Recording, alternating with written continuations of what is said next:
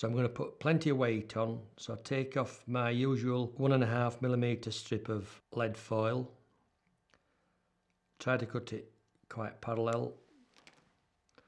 You're going to need almost all of this lead, because these particular flies are really hard on the bottom.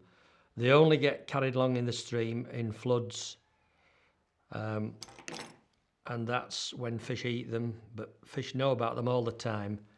They also go hunting for them and suck them up off the bottom, but yours is going to be fished in a dead drift form. So start the lead right on the point of the bend where it starts going round the corner. Attach the lead and now wind forward, again as usual in butting turns. Come forward, but remember to leave sufficient at the front for a grub space, because this is going to be a case caddis with the grub peeping out of the case. So now you wind your sticky back lead back.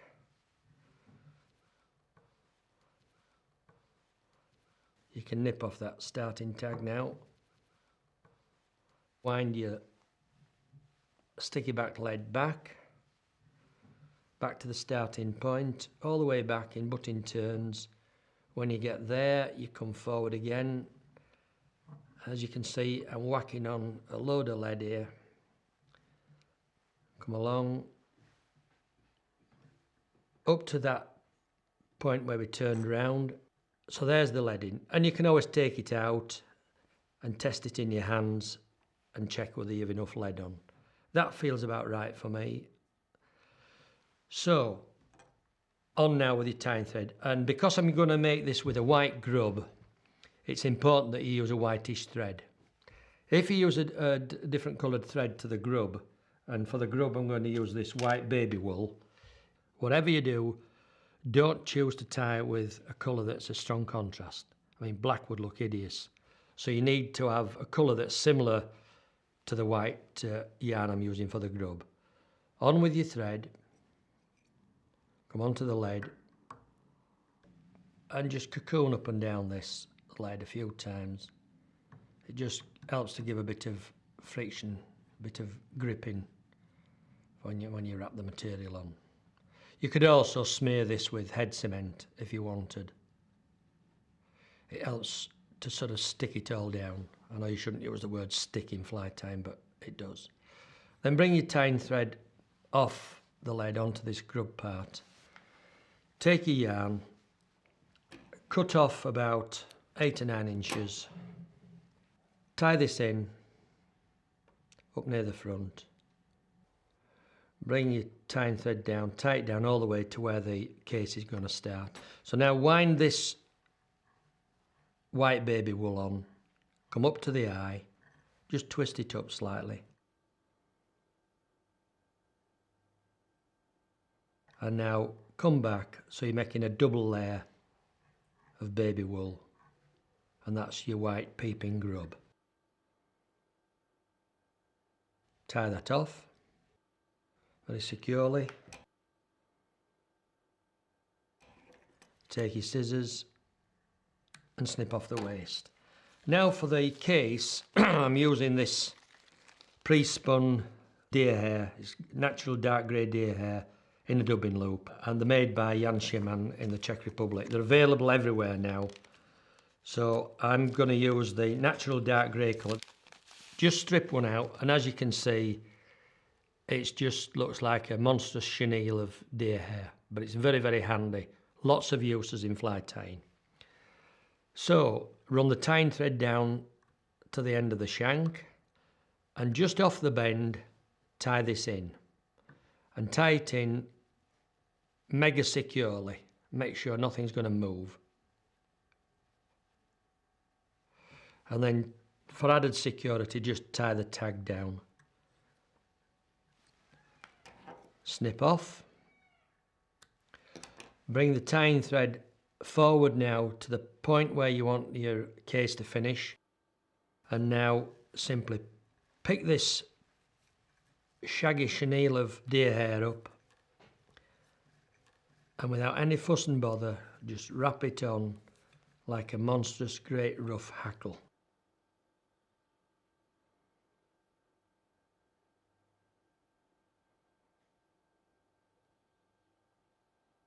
When you get up there, I just like to stroke these fibres back so that they don't run over the front of the grub part.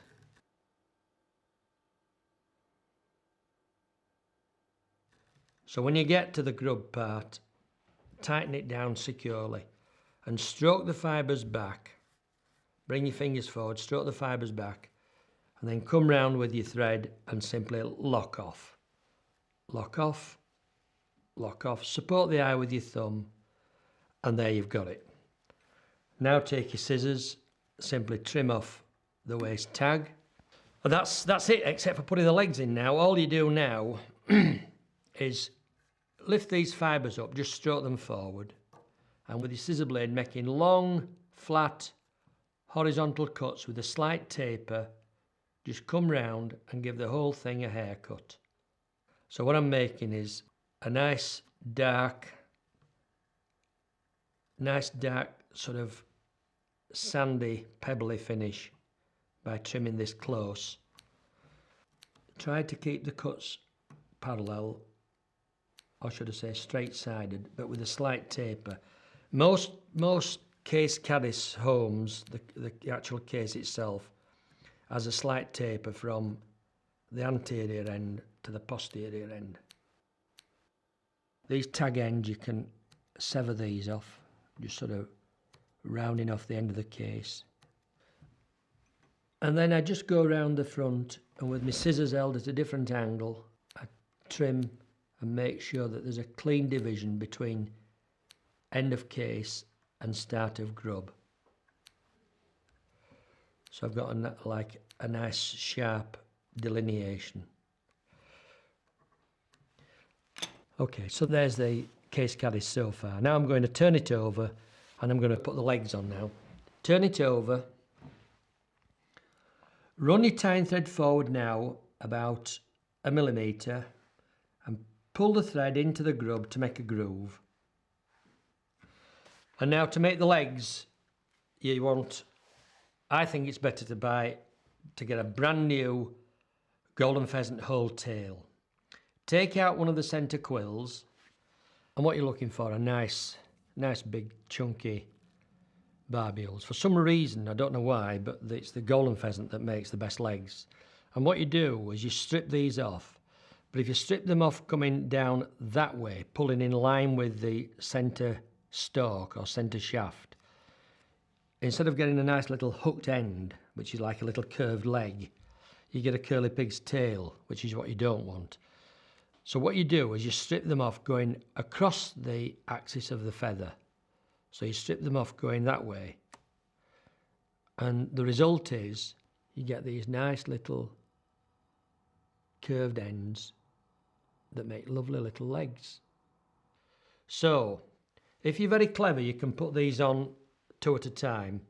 But as a beginner, you'll probably manage better doing 1 at once. I'm going to put legs on this now and tie this in so that when the leg cocks up, the curved barb, that leg part will be forward, not back like that. If it does go back, try to get all the lot going back. So it's either all forward or all back. So I like them to curve forward. So you lift it up against the weight of the bobbin, swing it over and put it in position. Pick the other one up for this side, put it behind the thread, put that against the other one with a slight gap between them. Having got them in position, roughly, I can now just push them down to about the 45-degree position. And now I get hold of the tag end, I put slight pressure on the bobbin, get hold of the tip end of the feather of the barb, and I draw through for length. So what I'm doing now, I'm setting the caddis leg length. Pull through. Once you're happy with the length of the leg, support the hook, pull on your thread, and up come the legs, just like magic, look. Take another turn round. So each set of barbs you've just tied in are secured by 2 thread wraps, not just one. Then you can just ease them back further. Now advance your thread, keeping tension on, advance your thread forward about 1.5 millimeters.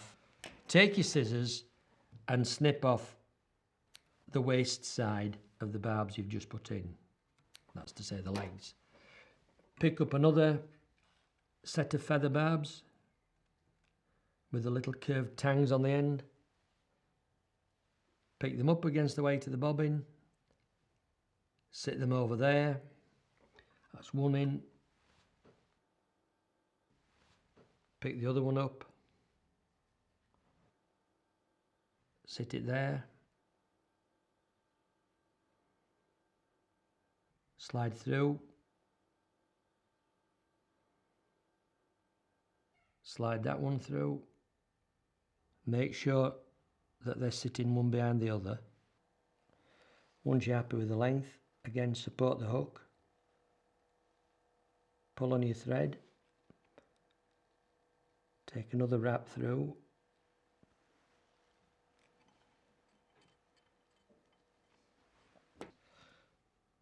Snip off the waist side. Snip off the waist side of that one. And you're ready with the last pair of legs. Wind your thread forwards again, about 1 more millimeter.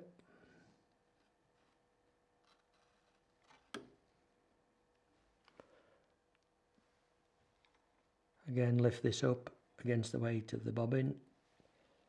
Position it in line with the previous ones. Get the other one.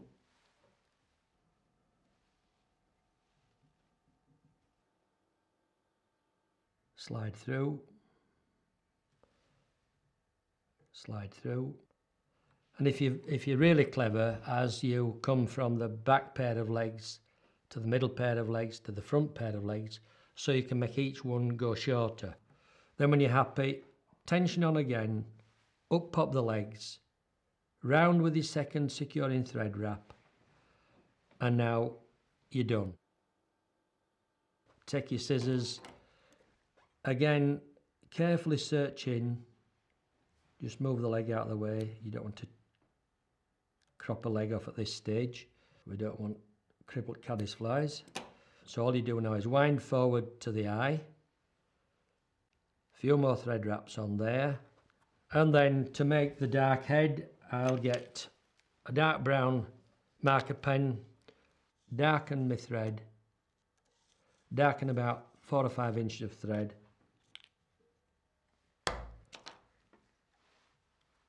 and simply wind on to make a nice dark brown distinct head. Run off some thread and come through with your 2-finger whip finish. Slide through and snip off. And that's the case caddis with the nice little veloute legs. And if you want to put some dark marks on the grub on top, there's nothing to stop you just dotting this. This is cheating really, but you can just put a little thoracic saddle patch there with your same brown marker pen. Get some runny head cement, and what I do, I coat the entire case and give it a good coating with quite runny head cement, and go all round and really sort of work it into the deer hair. Just push it in with a needle point. It'll soak in anyway, but you need to keep hands off it now. And also remember, just that little area there where you tied the legs in, just run some in there. That's a bit of a belt and braces job. And also just a dab on the actual head, make a glossy head. That'll soak in. And that's it. Simple.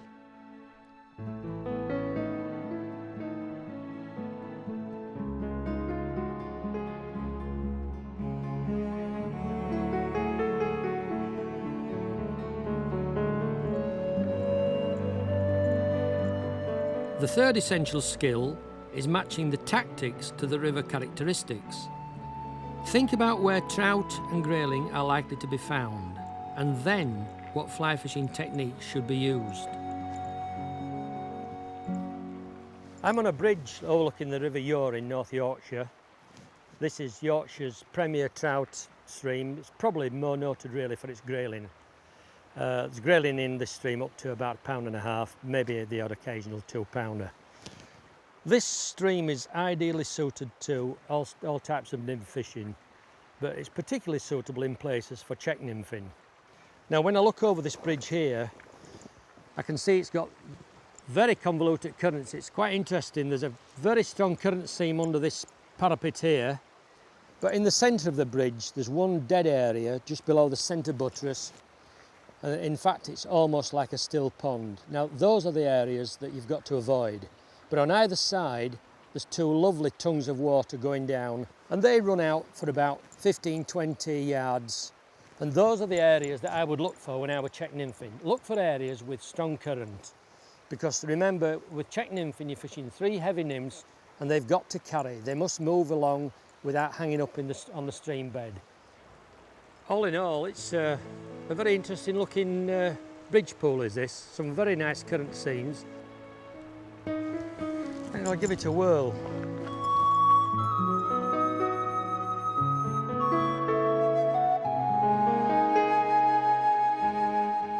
The ideal rod for this short line nymphing, or Czech nymphing, should be anywhere between 9'6" and 10 feet in length.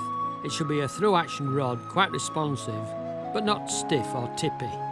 And virtually no line is cast, so the line rating is fairly meaningless. However, this particular rod I'm using is rated for a number 6 line. Leader makeup for Czech nymphing couldn't be simpler. Basically what you've got is a leader with 3 flies on. There's your point fly, 20 inches your middle dropper, another 20 inches your top dropper. So between the point fly and the top dropper, you're going to have about a metre. There it is. With your heaviest fly in the centre. On the top dropper, I've got a high-vis Czech nymph, middle dropper, about a size 6 hydrocyclava, and at the point, a size 12 Ricophylla larva. Remember when you're making your leader up that when you've made your 2 or 3 turn water knot, the part that you trim off is the upstream tag, and the part that you leave on is the downstream tag. In other words, this leg, the dropper leg, is part of the parent mono. So that if you get a fish on your droppers, the pull of the fish is going through the main line upstream of the fly and not trying to split the knot apart. And then you make sure that the overall length from point fly to minicon is about a rod length. Up at the top, on the end of the fly line, I've got a permanently attached red minicon. If you can't get the red ones, white ones are okay, just tint them red with an edding pen, leave them to dry overnight. And that's my sighter. Tied on there with a 4-turn half blood knot, leave the tag proud, it doesn't matter. And that's an absolutely simple makeup. Parallel, remember this point, it's parallel mono all the way through of about 3.5 pound breaking strain. Any lighter than that, and if you get fast on the bottom, which you're gonna do, the chances are you'll lose your flies. You'll certainly lose one. You may lose all the lot. Okay, so that's the makeup. This run looks very, very interesting in front of me, so let's go out and give it a whirl.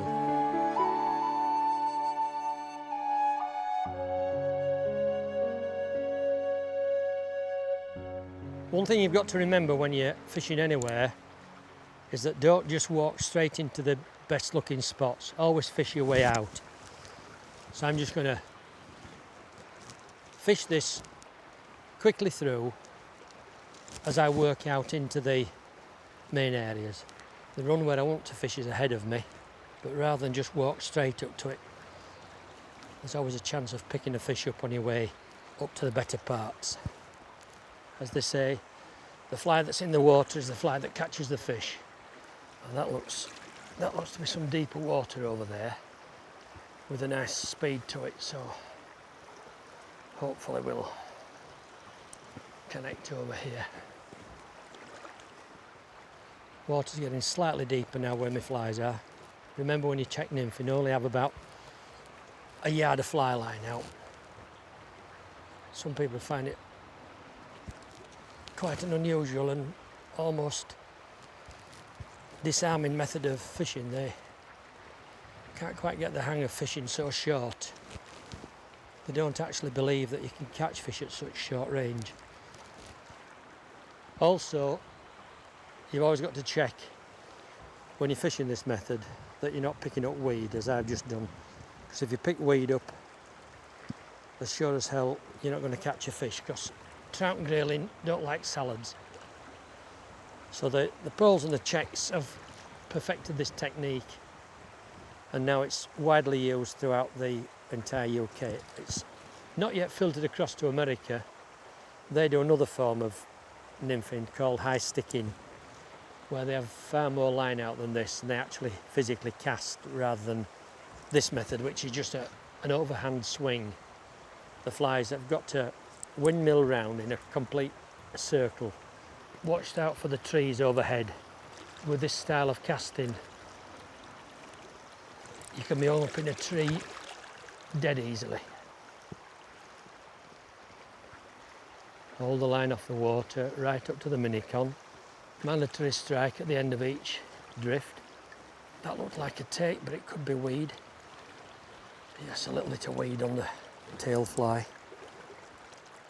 Now the idea with this method of fishing is to make sure that the flies don't come underneath your retreating fly line. Just keep the minicon travelling slightly faster than the current. In other words, they've all got to be coming down behind the minicon. That's to say, the minicon is leading. If they tuck under and you get a take, it won't register. You watch the minicon, you glue your eyes on the minicon and strike at the least sign of a take. If it stops, if it stabs, if it deviates, if it does anything. This is firing from the hip fishing. There we go, there's a fish. Nice grayling.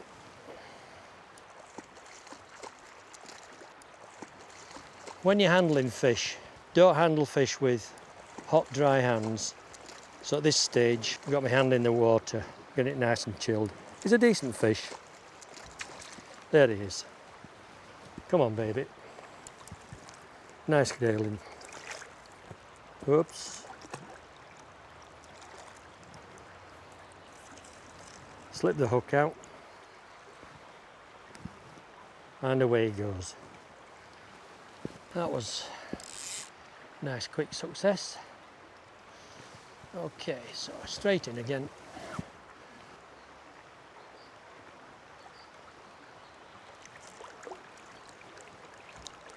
Some nice broken water ahead. I mean, ideally what you should do when you're fishing up a run is be mindful of the speed of the current and depth, and change flies to suit the current. So if you come to fast water that's a little bit deeper, you can change back again to heavier flies. It's a question of, if you like, weighting the flies to suit the condition. Yeah, I'm going to just change this centre fly, put a slightly lighter fly on. Take this heavy hydropsyche off and put a small one. I've put a 12 on, which is just a little bit lighter leaded. Now it's looking very fishy ahead of me. A nice depth. I'm going to fish through it fairly quick. No point in labouring.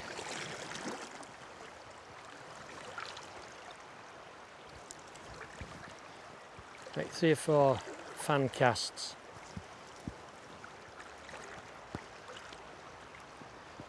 If they want it, they have it more or less straight away. Yes, there we go. Another nice grayling. Okay baby, go down. Nice fish, about £1 pound. If you keep your rod low and keep weight on them, they'll eventually yield. Just shorten a bit of line off.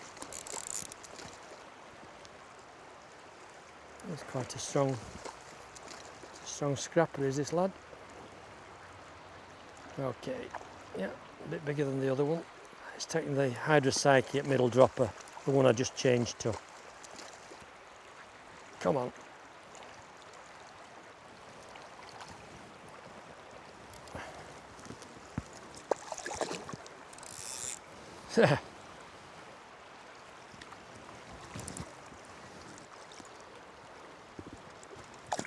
If they thrash like that, just sit them back in the water. They go quiescent then and slip the hook out.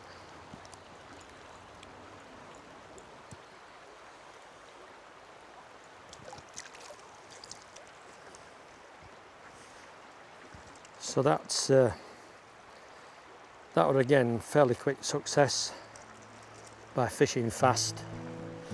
Over we go again. So there you have it. A look at what trout and grayling find to eat on the riverbed. Some matching artificials and the right tactics. One last point, respect the fish. Play them quickly, handle them with cold wetted hands, and always use barbless hooks or crush down the barbs.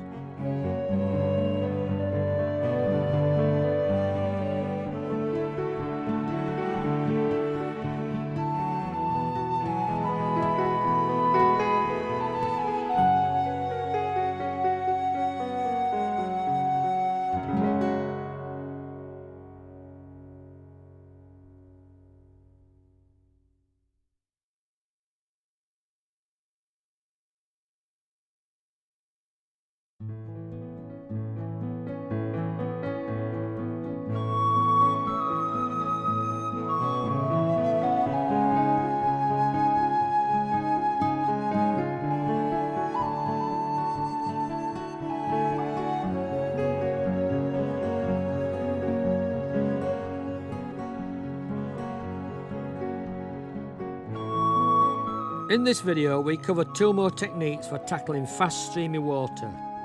Upstream nymphing in shallow riffles and wet fly fishing using Czech and Spiders.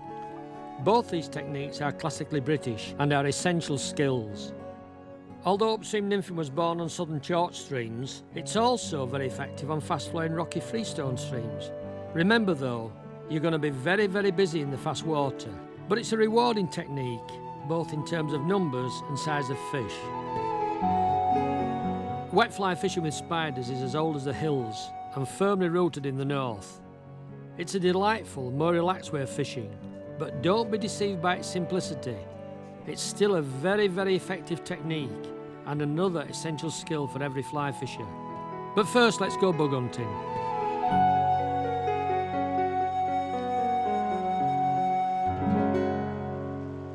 As river fly fishermen, it's very important that we understand what's down there in the river underneath our feet, ready to hatch. This will key us in on the main species for us to tie when we're back at the tying bench. Down there, underneath our feet as we wade, there are myriads and myriads of life forms. To find these samples, it's dead easy. All you need is a piece of kit like this. This is in fact nothing more than a piece of my wife's net curtaining, 2'6" to 3 feet long. I got her to run a seam up both sides, just big enough to pass a brush handle through. I got an old brush handle, sawed it in 2, shoved it down each side, and that's it. And it's called a kick net. Some people call it a kick seine net. It's actually a very simplified version of what the biologists use for doing stream sampling, for getting index samples. And all you do is this. You go out into the stream, find somewhere where there's some current, go in, preferably where the bottom is pebbly that you can kick up, stand upstream of the net, in other words the current's coming from behind you, plunge the net in vertical right down to the riverbed and then kick the bottom up for all you're worth. That way you dislodge all the little invertebrates and they get washed by the current into the net. And then you bring the net out, and look, with 2 fish. Well, I found quite a lot, and what you need actually is a wide diversification of life, not just one food form. I can start separating all this moss and junk. I'll just take my specs off. There we are, we've got a Baetis nymph. These are members of the mayfly group. They're classed as agile darters, and when you see them swim, you can understand why they're called agile darters. They've got a tiny little motor in them that spurts them for about 3 or 4 inches, and then they rest. Look at the 3 tails. If it's got 3 tails, it's a mayfly. If it's got 2 tails, it's a stonefly. You can see that the predominant colour of the Baetis nymphs is a shade of olive. That one's got nice dark wing buds, as you can see. That tells you it's very near to hatching time. If it's got light wing buds, it's some way to go yet. That's unquestionably the nymph of the yellow maize, that Heptagenia sulphurea, classed as flat stone clingers. Look at its lovely striped femurs. They're very, very delicately marked with the little bars across them. On the underside of these, look how pale yellow they are. That again tells me that within there is the adult is maturing quite nicely. Also again on these, look how long that tail is there. It's longer than the insect itself. Case caddis. Square section caddis case. Might be an occupant in it, or it might have hatched and flown. It could be a granum case. Hydrocycle larva. We're finding quite a good diversity. The only thing I haven't found so far, which I'm a bit surprised about, is a yellow Sally stonefly nymph. Here's another big stone clinger. Look at this, another belter. This shows a river in very good heart. We've seen some of the important invertebrates that live in this river that the fish feed upon. We've studied their form and their shape and their coloration. So let's get back to the tying room now and tie them.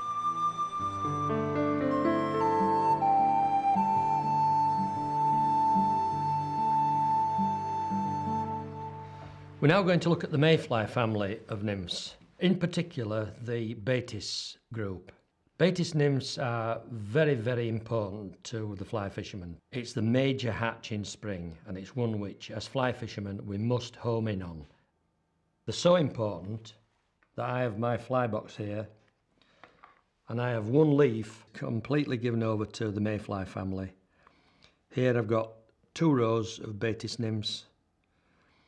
Then I've got flat stone clingers, yellow may mergers, more flat stone clingers, and some more much smaller Baetis nymphs down at the bottom.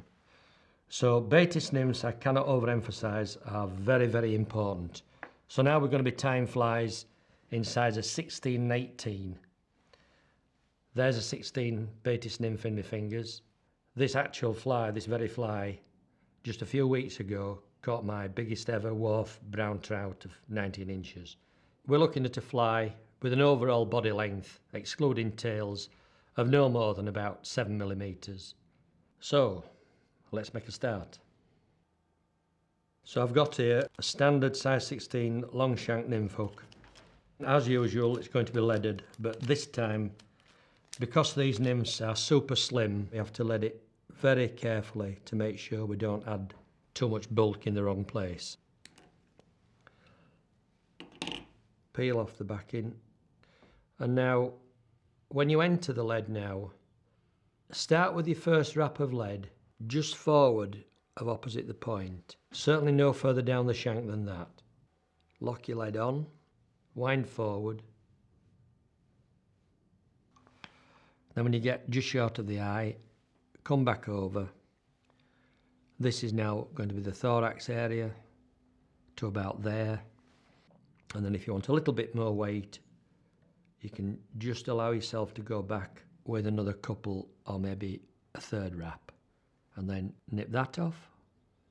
Just tweak off that spell head. So no lead at all down to the end of the shank. I'm tying now with spider web throughout this entire fly. build a little bit of a taper at the back of the lead so there's no abrupt edge, and then come down to the end of the shank, and there you're ready to put the tails in. For the tails I'm using this material, which is Badger. Choose 3 fibres that are complete with the fine tips. You may be looking to get 3 all at once that have intact tips. Tweak them off. Align the tips so that they're all in line. Do that in your fingers. So there are my 3 tails, all nicely aligned. I offer them up to the top of the shank. I do a pinch and loop and I lock those in. Take 3 or 4 wraps round under moderate tension, and then get hold of all the 3 butts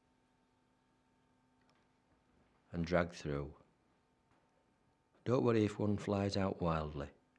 Pull through until you've got tails that are about 1 1/4 the length of the abdomen, and then hold all the tips together. Now put full tension on your thread and bind down now, heading towards the bend.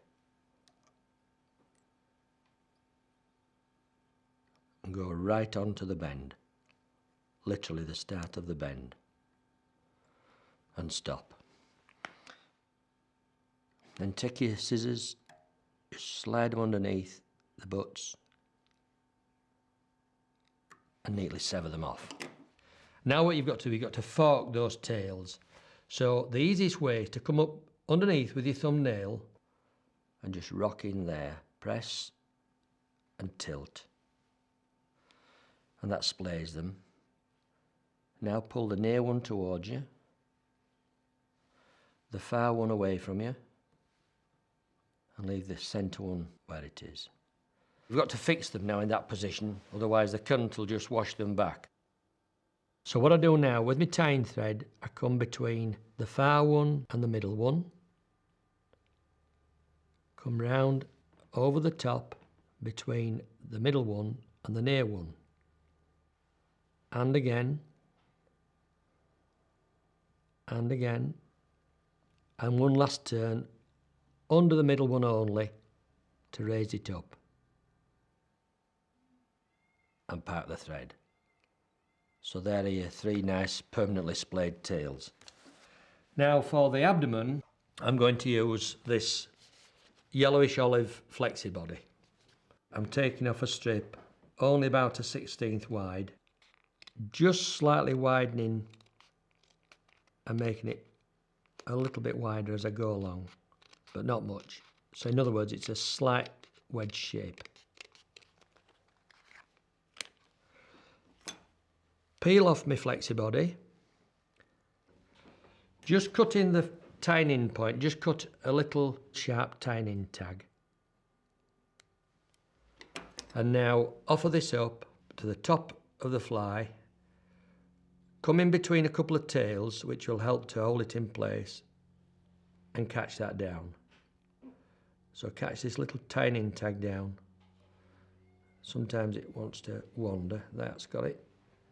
And tie that down, working back, stretch it slightly, working back to the base of the tails, but don't upset the set of the tails. And then 2 more thread wraps. Try to keep thread wraps away from the tail end of the fly. That's the end that's got to have the fine taper on. So no more thread wraps at the tail end. You've done all you need there. You've got your tails tied in, you've got your flexi body tied in. Move your tying thread now forward. Look now for depressions in the abdomen and just dub these out with tying thread. What you're going to do now is you're going to come all the way along, starting from behind the leaded thoracic area, and with the tying thread, with this spider web, I'm going to make this one nice continual slim taper, geometrically tapering. Try to avoid lumps and bumps and don't go any further down than there. Find any low spots and drop thread into them In other words, you're making it nice and smooth. Smooth and tapering. That looks not bad. And you can just rub your nail along if there's any bits that are high. Great. For wing buds, I'm using the fibres from a primary feather of a crow, but it can be anything. It could be turkey or duck or goose. But this is ideal and it's readily available. So take off 2 slips, just plunge in there with your blade. I'm not going to opposite feathers here. It's not necessary. You don't need a left and a right. Try to get these both the same. Just go through with your scissor point and make a snappy cut like that. Peel that off. Try to keep them both the same. Maybe I've made this slightly too wide. It's easy in your fingers just to go in with your scissor point and peel off the number of fibres that it's too wide by. And then you simply take one of these slips. You see there's a shiny side and a dull side. When I fold it over, I want the dull side to come to the top. So I tie it in with the shiny side uppermost at this stage. So I offer it across the shank like that at an angle and come round with your tying thread and lock it down. Take the other one and do the same, shiny side up, cross it now in the other direction, come over the soft wrap and lock down. And again, now climb up onto the thorax and tie down those waist bits with a couple of wraps. Take your scissors, snip off the waist, snip off the waist. And now I'm ready to produce this nice, realistic, segmented abdomen. So I've got to get these 2 wing buds out of the way. They're flapping in my way here. So what I do, I lift these over and just drop my tying thread over a couple of wraps to hold them out of the way while I perform now with my flexibody. Before I do that, I get a marker pen, darken the top side of the nymph. You've got to be careful with a felt pen. They are too loaded with ink and they'll bleed to the underside. This is a quick way of giving you counter shading. You know, all creatures have a dark dorsal surface and a lighter belly, a lighter ventral side. So now I just take the flexibody, stretch it slightly to start with. First turn, snug up to the base of the tails, and now work forward with every turn slightly overlapping the previous one. And this just gives you that nice, succulent, really insecty looking translucent abdomen. Let's just go back to that one, make it a bit more pronounced. That's better. When you arrive at the wing buds, where the wing buds are curving forward, drop this thread off your wing buds and let them spring back. Gather them up like that and tether those down using the flexibody as a tying medium, trapping them down to the sides of the nymph. One more full turn of flexibody brings it to the top. Shorten your working thread and tie that flexibody down. Tie down. Don't cut that tag off, you need that. What you do now is you fold that back over and swing it round until it lies between those 2 wing buds and tie down and tie down. But don't tie it down as far as the wing buds. The wing buds want to spring out rearwards of this flexibody. And then I just crush that with my thumbnail to make it nice and flat. And now I'm ready to put the legs in. For legs I'm using olive dyed partridge.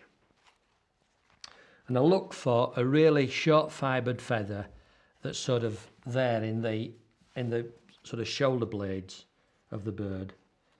And look for one before you tweak it off that's got all the tips complete. So there's one that I can use. Tweak that off. Strip off the lower fibres.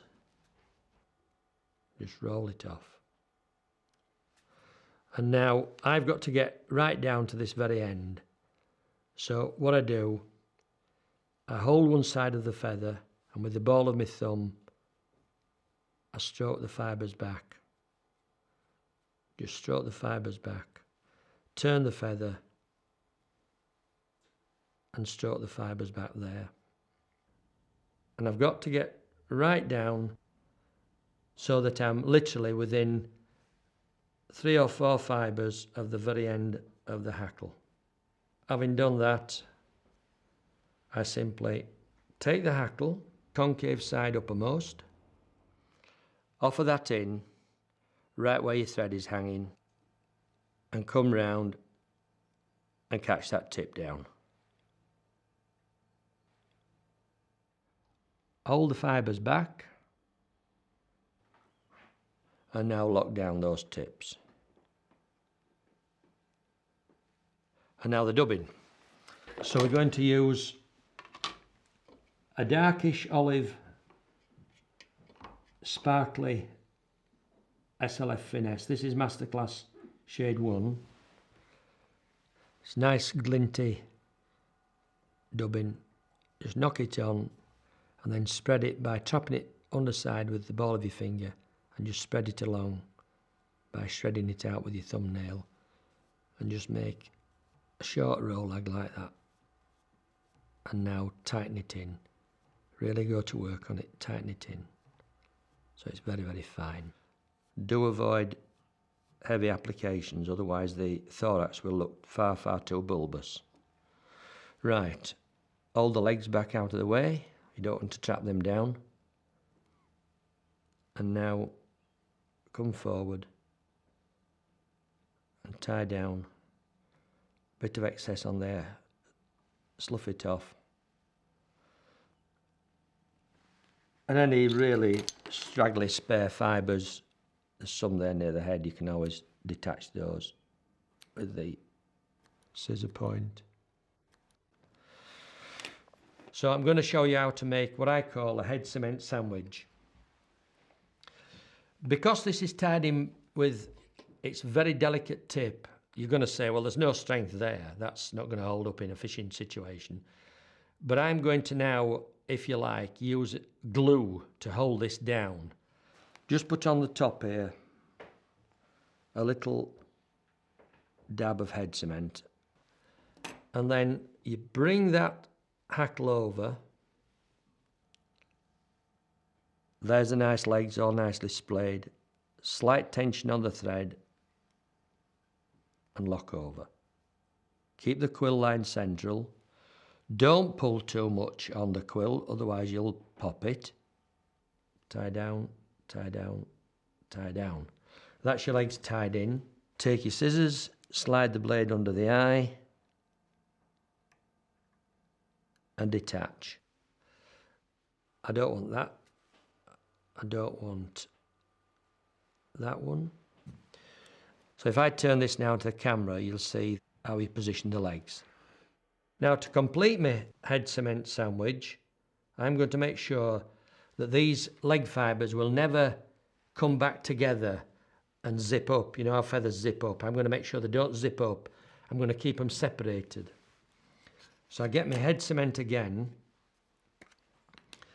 and drop a touch of head cement now on top of the hackle. And you can see now that that's going to make a solid matrix of head cement and these wing buds when it comes over. Now for the wing buds. Far wing bud,